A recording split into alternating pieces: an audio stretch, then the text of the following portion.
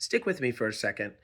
If you go to the doctor and you get a bunch of tests done, and the doctor says, yep, you're mentally ill, they give you a diagnosis, and then the doctor neos you. People who take the red pill go on to commit suicide more often, harm themselves more often, go on to have higher depression and anxiety rates. Or you can take the blue pill, and that brings all those things down. First question, which one of those two pills are you going to want to take?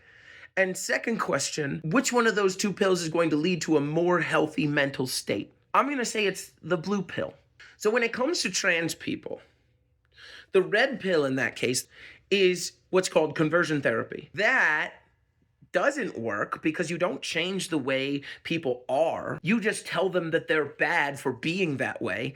That skyrockets the suicide and self-harm rate, the depression and anxiety rate. Whereas the blue pill, that's gender-affirming care, which can be physical, yes. It can also be psychological. That's the approach that says, hey, you're right about who you are. We're going to help affirm that. Now, to be clear, being transgender in and of itself, as defined by the literal manual on mental illness, is not a form of mental illness. However, gender dysphoria is. Gender dysphoria is when your gender identity doesn't match your birth sex, and that causes extreme mental anguish, mental stress. The treatment in that manual is gender-affirming care. Even if you think all trans people are mentally ill, first of all, you're wrong. But second of all, you should be the world's biggest proponents for gender-affirming care because that improves mental health outcomes in trans people and everyone who needs gender-affirming care because cis people get gender-affirming care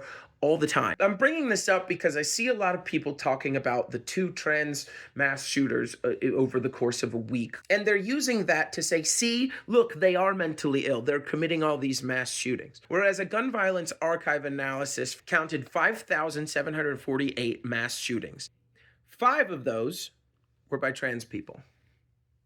Less than 0.1%. The proportion of the population of America that are trans people is 1%. And cis men commit mass shootings at 98%, even though they make up, what, 45, 50% of the population? We would need 6 more months of each week having only 2 trans shooters for that 0.1% to catch up to the 1% that trans people are of the population. But all that aside, even if you're just looking at this and saying, oh my God, trans people are sick in the head, look at these mass shootings, then you should be wanting to give them more gender-affirming care because that makes their mental health better.